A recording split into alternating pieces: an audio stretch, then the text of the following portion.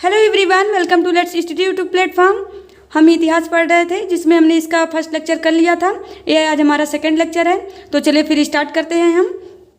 हम इतिहास को हम 3 पार्ट में बांटते हैं। प्रागैतिहासिक काल, आदि ऐतिहासिक काल, ऐतिहासिक काल। ठीक है, कितने पार्ट में बांटते हैं? 3।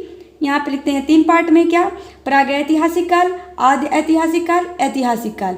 जो प्रागैतिहासिक काल है इसमें कोई लेखन कला नहीं है, अर्थात इसका कोई लिखित साक्ष्य नहीं है। तो इसको हम कितने भागों में बांटते हैं? 3 भागों में। पूरा पाषाण काल, नवपाषाण काल, ताम्र पाषाण काल। पहले इसको देख लीजिए, प्रागैतिहासिक काल। इसका क्या कोई लेखन कला है? कोई लेखन कला नहीं है, कोई लिखित साक्ष्य नहीं है इसका। फिर उसके बाद आता है आदि ऐतिहासिक काल।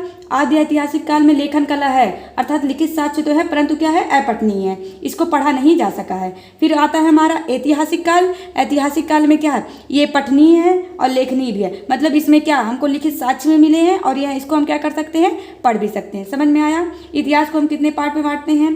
3। प्रागैतिहासिक काल, आदि ऐतिहासिक काल, ऐतिहासिक काल। तो प्रागैतिहासिक काल है उसका कोई लेखन कला स्थित नहीं है, अब मतलब कोई भी लेखन कला हमको कोई भी लिखित साक्ष्य नहीं मिला है। आदि ऐतिहासिक काल लेखन कला है परंतु पढ़ा नहीं जा सका, अर्थात लिखित साक्ष्य है। इसमें अगर हम देखें तो लिखित साक्ष्य है, लेकिन तो क्या इसको हम पढ़ नहीं सके हैं। फिर ऐतिहासिक काल आ जाता है, इसमें क्या लिखित साक्ष्य भी है, इसको पढ़ भी सके हैं। तो जो हमारा प्रागैतिहासिक काल है इसको हम पाषाण काल कहते हैं। पाषाण काल को हम 3 भागों में बांटते हैं। पूरा पाषाण काल, नवपाषाण काल, ताम्र पाषाण काल।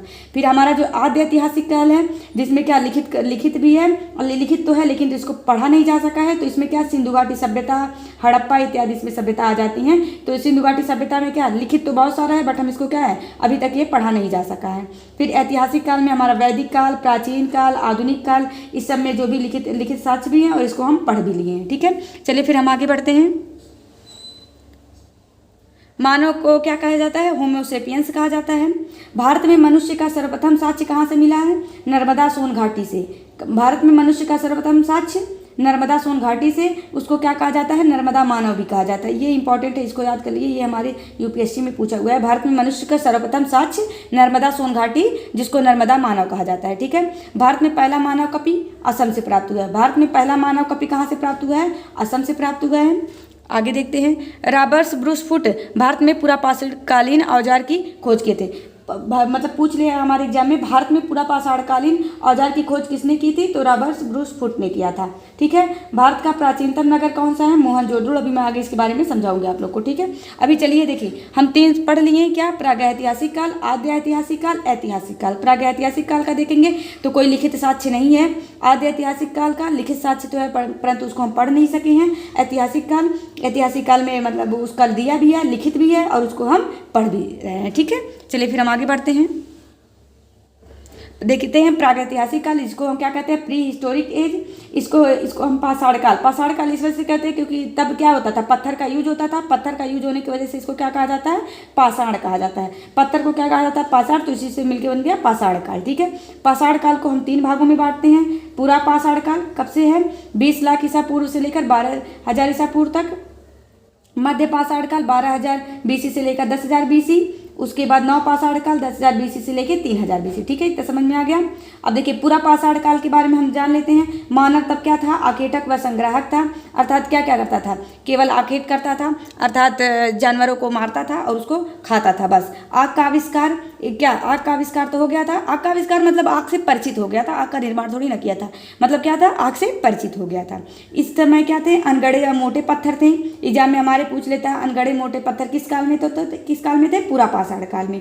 अब देखिए भीमबेटका से क्या प्राप्त हुआ? मानव का सर्वप्रथम चित्रकारी। ये कब किस काल का है? पूरा पाषाण काल। एग्जाम में हमारे पूछ लेगा ऐसे क्वेश्चन। पूरा पाषाण काल का सर्वप्रथम चित्रकारी कहाँ से मिला है? तो भीमबेटका से। ठीक है, उसके बाद हम मध्य पाषाण काल देखते हैं। मध्य पाषाण काल आते आते क्या हो गया था? सूक्ष्म हथियार हो गया था, जिसको हम क्या कहते हैं? माइक्रोलिथ। क्या कहते हैं? माइक्रोलिथ। इसमें क्या, इससे क्या मध्य पाषाण काल से हमको अंत्येष्टि संस्कार का पता चलता है। अस्थि से निर्मित हथियार का उपयोग भी होने लगा था मध्य पाषाण काल आते आते। अब देखिए सराय नगर से क्या एक ही कब्र में 3 मानव का दफनाने का हमको मिला है। फिर महदहा यूपी से स्त्री पुरुष एक साथ दफनाने का साक्ष्य मिला है। लगनाथ गुजरात लग्नाथ गुजरात से क्या मिला है, 14 कंकाल एक साथ मिले हैं। ठीक है, ये कहाँ से मिला, मध्य पाषाण कालीन साक्ष्य। एग्जाम में हमारे ऐसे पूछ लेगा कि सराहन अगर यूपी से एक ही कब्र में 3 मानव मिला है, वह किस काल का है, तो मध्य पाषाण काल का। समझ में आ गया। फिर हमारा नव पाषाण काल आ जाता है। नव पाषाण काल में आते आते हमारे क्या हो गया, पहिए का आविष्कार, कृषि का आविष्कार, अस्थायी निवास, पशुपालन। पशुपालन में कुत्ता सर्वप्रथम पाला गया था। अब देखिए ये जो नवपाषाण काल है, यूनानी शब्द नियोस से नवपाषाण काल आया हुआ है, जिसको किसने दिया था, सर जॉन लुबाक ने। किसने दिया था, सर जॉन लुबाक ने दिया था 1865 में। फिर उसके बाद हमारा आता है मेहरगढ़। मेहरगढ़ से हमारा क्या मिला है, कृषि का प्राचीनतम साक्ष्य मिला है। बुढ़ से मालिक के साथ कुत्ते दफनाने का, देखिए स्त्री पुरुष एक साथ दफनाने का क्या है, मध्य पाषाण कालीन का है। मध्य, हाँ, यूपी से मिला है। और बुढ़ मालिक के साथ कुत्ते दफनाने का मिला है। कोल्डियामा से चावल का साक्ष्य मिला है। ये कौन सा है, नवपाषाण कालीन है। कोल्डियामा से चावल का साथ। इतना समझ में आ गया। हमने आप लोग को इतिहास के बारे में बताया कि इतिहास को हम 3 पार्ट में बांटते हैं, प्रागैतिहासिक काल, आद्य ऐतिहासिक काल, ऐतिहासिक काल। प्रागैतिहासिक काल में लेखन कला नहीं है, ठीक है, मतलब अर्थात लिखित कोई साक्ष्य नहीं है। आद्य ऐतिहासिक काल में लिखित साक्ष्य है तो है, लेकिन तो उसको पढ़ा नहीं जा सका। ऐतिहासिक काल में लिखित साक्ष्य भी है और उसको पढ़ा भी जा चुका। फिर उसके बाद हम देखें प्रागैतिहासिक काल में, उसको हम पाषाण काल कहा जाता है। पाषाण काल को 3 भागों में बांटते हैं, पूरा पाषाण काल, मध्य पाषाण काल, नवपाषाण काल। इसके बारे में हम देख लिए। चलिए फिर हम आगे देखते हैं कुछ इंपॉर्टेंट क्वेश्चन जो हमारे एग्जाम में पूछे हुए हैं। पहले इसको समझ लीजिए आप लोग, ठीक है। इतिहास के जनक हेरोडोटस को कहा जाता है। इतिहास के जनक हेरोडोटस को कहा जाता है। मानव जाति का पालना अफ्रीका महाद्वीप को। अभी मैंने जब इसके पहले वाला लेक्चर लिया था उसमें बताया था ना कि सर्वप्रथम मानव का उत्पत्ति किस महाद्वीप से हुआ था, तो अफ्रीका महाद्वीप से। तो इसे क्या कहा जाता है, मानव जाति का पालना। ठीक है, अब देखिए 2 क्वेश्चन ऐसे बन जाता है, तो इस पर कंफ्यूज मत होइएगा। मानव जाति का पालना अफ्रीका महाद्वीप, सभ्यता का पालना एशिया महाद्वीप। ठीक है, उसके बाद भारतीय पुरातत्व का पिता किसे कहा जाता है, ए कनिंघम को। किसको, भारतीय पुरातत्व का पिता ए कनिंघम को कहा जाता है।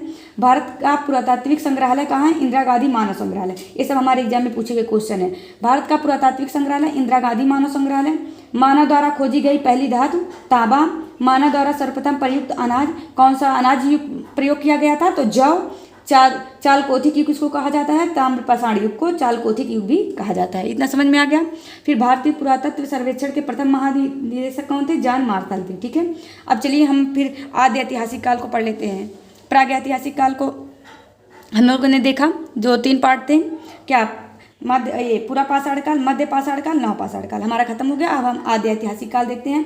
लिखित साक्ष्य है परंतु पढ़ा नहीं जा सका। इसके बारे में हमने बताया ना कि ये लिखित साक्ष्य है परंतु इसको पढ़ा नहीं जा सका। ठीक है, फिर उसके बाद सभ्यता एवं संस्कृति इसका कैसा था, देखिए। अब देखिए सभ्यता एवं संस्कृति क्या होता है। मेसोपोटामिया की सभ्यता भी थी, सबसे प्राचीन थी दजला फरात नदी के किनारे, मेसोपोटामिया की सभ्यता। मिस्र सभ्यता नील नदी के किनारे, इसको भी रखिए। क्या है, मेसोपोटामिया की सभ्यता, ये पूछ लेता है कि किस नदी के किनारे हुआ था, तो मेसोपोटामिया की सभ्यता दजला फरात नदी, मिस्र सभ्यता नील नदी, सिंधु सभ्यता सिंधु नदी, चीन सभ्यता हांगो पीली नदी इसको भी कहा जाता है। तो ये इंपॉर्टेंट है, इसको याद रखे रहिएगा। ये बहुत बार पूछा, मिस्र सभ्यता किस नदी के किनारे है, तो नील नदी के। सिंधु सभ्यता सिंधु नदी, चीन सभ्यता हांगो पीली नदी, मेसोपोटामिया की सभ्यता दजला फरात नदी। ठीक है, अब देखिए सभ्यता मतलब क्या होता है। देखिए कोई व्यक्ति है, क्या है, वह घुमंतु है। घुमंतु से धीरे धीरे घूमते घूमते क्या करता है, कहीं में रह के कृषि की खेती करने लगता है।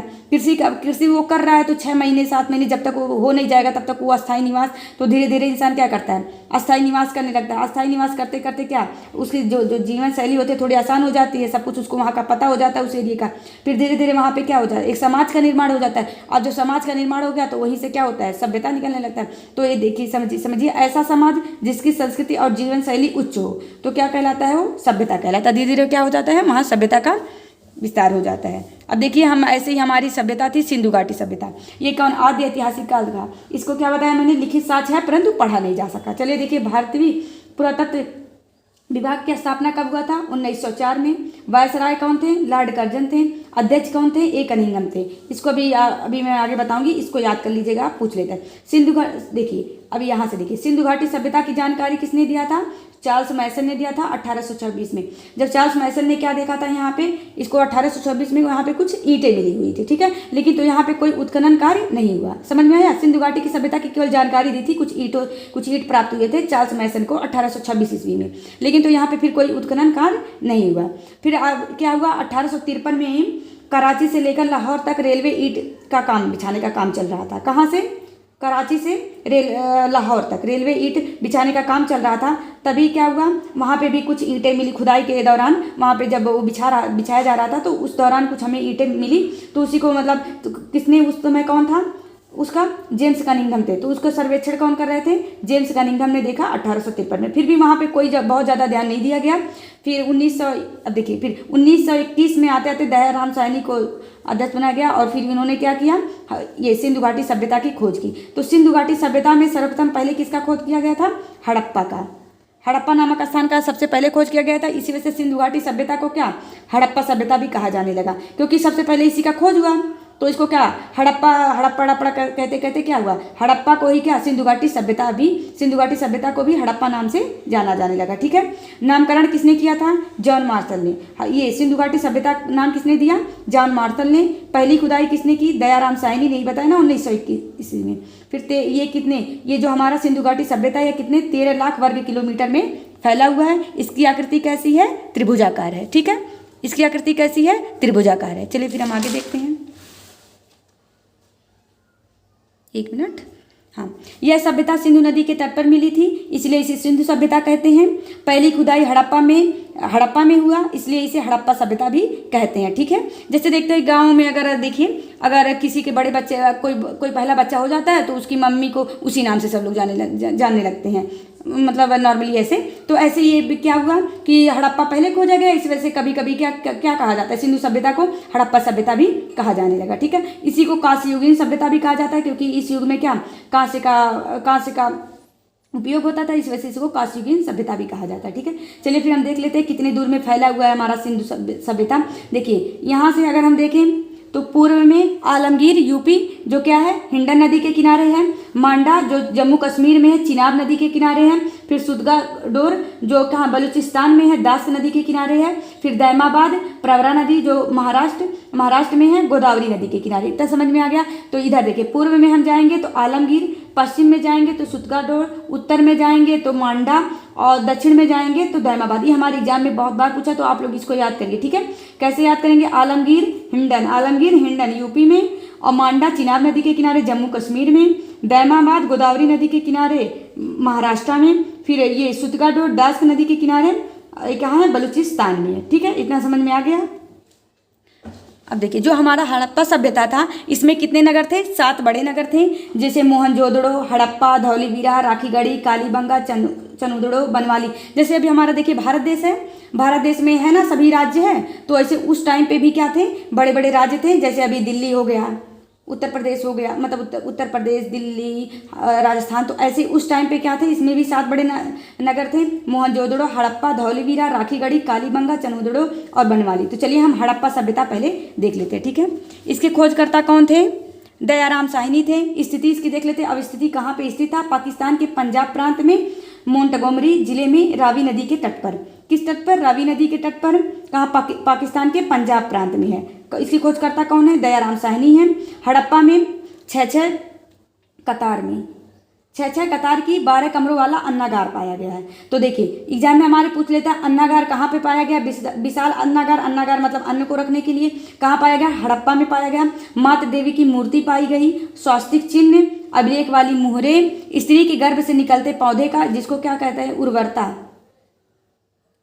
उर्वरता की देवी कहा जाता है, की मूर्ति मिली। फिर पुजारी के पत्थर की मूर्ति, ये यूपीपीसीएस में पूछा गया है कि पुजारी की पत्थर की मूर्ति कहाँ से प्राप्त हुआ, तो कहाँ से, हड़प्पा से प्राप्त हुआ, हड़प्पा नामक स्थान से प्राप्त हुआ। इसकी खोज कौन किए थे, दयाराम साहनी। फिर R37 कब्रिस्तान, एक कब्रिस्तान प्राप्त हुआ जिसका नाम R37 रखा गया। फिर माउंट एबी नामक टीला भी यहाँ से पाया गया। इतना समझ में आ गया, इसको आप लोग याद कर लिए। माता देवी की मूर्ति, स्वास्तिक चिन्ह, स्त्री के घर से निकलती पौधे का मिला है जो उसको उर्वरता की देवी कहा जाता है।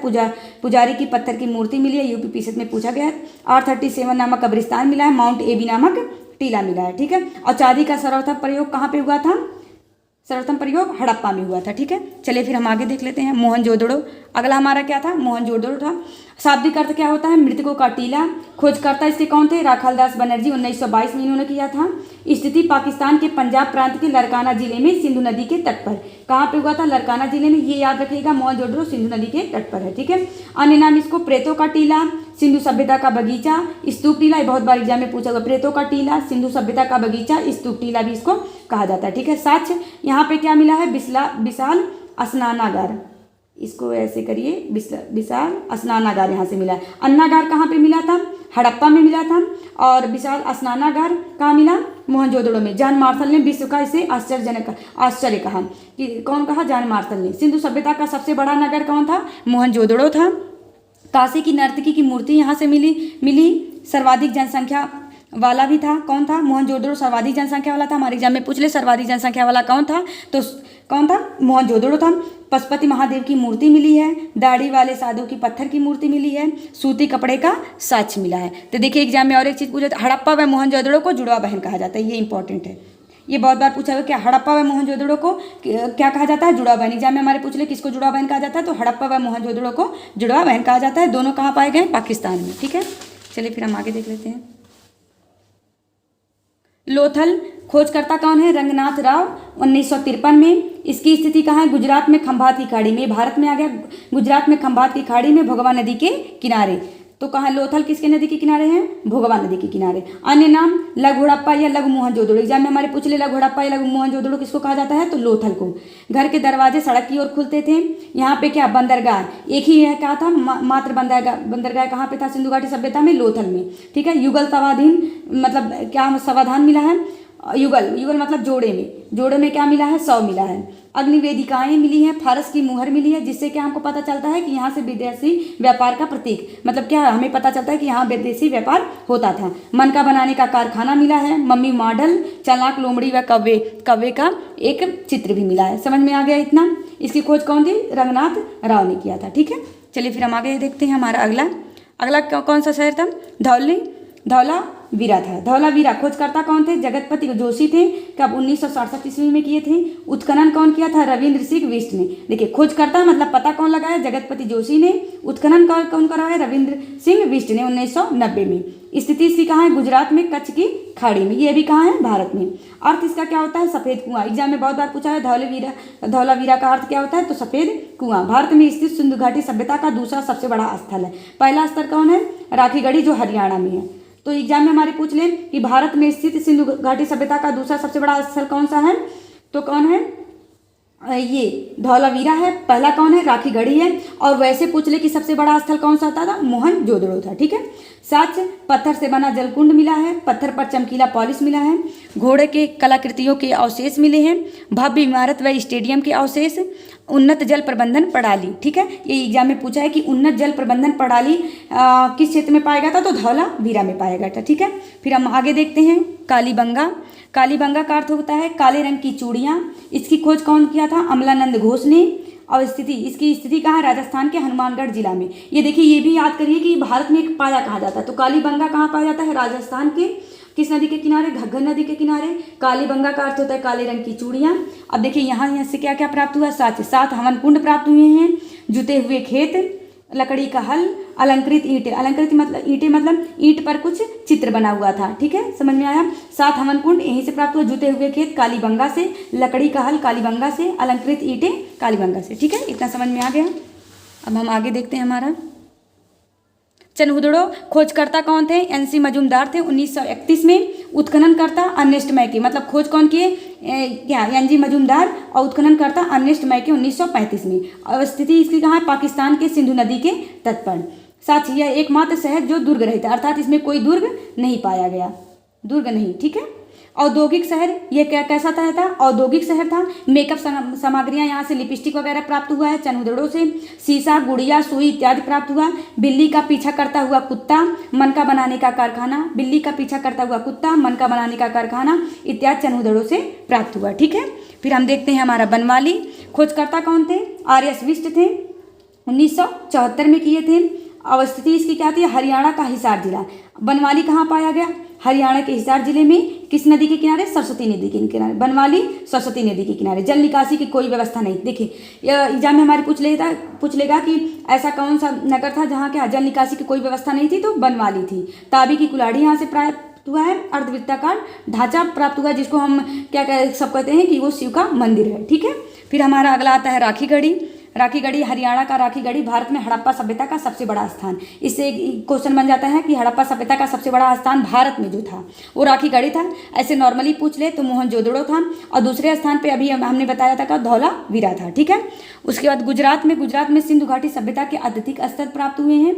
ऐसे देख लीजिए गुजरात में क्या अगर पूछ ले सिंधु घाटी सभ्यता का सर्वाधिक स्थल भारत में कहाँ पाया गया है, तो गुजरात में पाया गया सुरकोटदा, धौलावीरा, रंगपुर। यहाँ पे धान की भूसी पाई गई थी, एग्जाम में बहुत बार पूछा धान की भूसी कहाँ पाई गई, रंगपुर में। फिर लोथल, ये सब कहाँ के, गुजरात के स्थित है। महाराष्ट्र में दैमाबाद, तांबे का रथ, पूछ लेता है तांबे का रथ, ये शायद यूपी PCS में पूछा हुआ है कि तांबे का रथ कहाँ पाया गया था, तो दैमाबाद में। ठीक है, दैमाबाद के महाराष्ट्र में। इस सभ्यता के लोग लोहा से परिचित नहीं थे। क्या एग्जाम में पूछ लेगा सभ्यता ये क्या सिंधु घाटी की सभ्यता के लोग क्या लोहे से परिचित थे, तो नहीं, ये लोग लोहे से परिचित नहीं थे। चलिए फिर हम आगे देख लेते हैं। ये देख लेते हैं कि कौन सा किस देश में है और फिर उसका किस नदी के किनारे है। ठीक है, तो देखिए हड़प्पा, मोहनजोदड़ो, चन्हुदड़ो, सुतगाडोर, बालकोटदा, कोटदीजी। तो हड़प्पा, मोहनजोदड़ो, चंदोड़ो, दड़ो से करिए, हड़प्पा, मोहनजोदड़ो, चंदोड़ो, सुतगाडोर, ये सब कहाँ पे है, पाकिस्तान में है। हड़प्पा रावी नदी के किनारे, मोहनजोदड़ो सिंधु नदी के किनारे, सुतगाडोर दास नदी के किनारे। और ये चंदोड़ो भी देखिए, जिसके नीचे मैं ये लिखी हूँ एक ही लिखी हूँ, तो ये क्या सिंधु नदी के किनारे, मोहनजोदड़ो और चंदोड़ो। ठीक है, हड़प्पा रावी नदी के किनारे, सुतगाडोर दास नदी के किनारे। ठीक है, फिर लोथल हमारा कहाँ पाया गया, ये सब लोथल, धौलावीरा, सुरकोटदा और रंगपुर, ये गुजरात में पाया गया। लोथल भोगवा नदी के किनारे, रंगपुर मादर नदी के किनारे, और ठीक है, और ये सब तीनों धौलावीरा, सुरकोटदा और लोथल, ये तीनों भोगवा नदी के किनारे। ठीक है, फिर राखीगढ़ी, बनवाली, मिताथल, ये घग्गर नदी के किनारे पाया गया हरियाणा में। ठीक है, राखीगढ़ी घग्गर नदी के किनारे, अब बनवाली सरस्वती नदी के किनारे। ठीक है, फिर रोपड़ हमारा कहाँ पाया गया, पंजाब में। ये दोनों किस नदी के किनारे पाए गए, सतलज नदी के किनारे। आलमगीर, बड़गांव, अम्बखेड़ी, ये उत्तर प्रदेश में पाया गया हिंडन नदी के किनारे। कहाँ, हिंडन नदी के किनारे, उत्तर प्रदेश में। ठीक है, अब देख लेते हैं हम सिंधु सभ्यता के बारे में कि यहाँ का नगर नियोजन कैसा था। तो यह कैसी थी, अभी देखिए ऐसे पूछ लेता है सिंधु घाटी सभ्यता कैसी थी, तो पूर्णतः नगरीय सभ्यता थी। ठीक है, यह पहली ऐसी सभ्यता थी जो पूरी नगरीय सभ्यता थी। एग्जाम में बहुत बार पूछा है कि ये ग्रामीण सभ्यता थी कि नगरीय, तो ये कैसी थी, नगरीय सभ्यता थी। ठीक है, ये 3 पार्ट में बटा हुआ है, अफगानिस्तान, पाकिस्तान, भारत। अब देखिए ये 3 देशों में फैला हुआ है। पूछ ले कि ये हम कौन सा पढ़ रहे हैं, सिंधु घाटी सभ्यता, ये कितने भागों में बटा हुआ है, मतलब कितने देश में बटा हुआ है, तो 3, अफगानिस्तान, पाकिस्तान और भारत। अफगानिस्तान पे इसके 2 स्थल पाए गए हैं, मुंडीगांग और सोरतगुई में। ठीक है, पाकिस्तान में इसके 500 स्थल पाए गए हैं जो 3 राज्यों में फैला हुआ है पाकिस्तान के। भारत में लगभग 1000 स्थल पाए गए हैं, जो कहाँ कितने राज्यों में, लगभग में 7 राज्यों में ये फैला हुआ है भारत में। गुजरात में सबसे ज़्यादा, जैसे जम्मू कश्मीर हो गया, हरियाणा हो गया, पंजाब हो गया, गुजरात हो गया, या फिर राजस्थान हो गया, यूपी हो गया। ठीक है, ऐसे ही 7 राज्यों में, और जम्मू कश्मीर हो गया, 7 राज्यों में टोटल भारत में फैला हुआ लगभग 1000 स्थल प्राप्त हुए हैं। ठीक है, अब देखिए जो सिंधु हमारी सभ्यता थी, ये क्या 2 भागों में, पूरा जो भी सिंधु नगर में जो भी हम बताए थे ना मेन 7 पाए गए हैं, तो वो सब किसमें विभाजित थे, 2 भाग में। एक उसका पश्चिमी भाग था, एक पूर्वी भाग था। तो जो पश्चिमी भाग था उसको दुर्ग या टीला कहा जाता था, जिसमें पुरोहित वर्ग रहते थे। ठीक है, पूर्वी भाग क्या था, नगर था।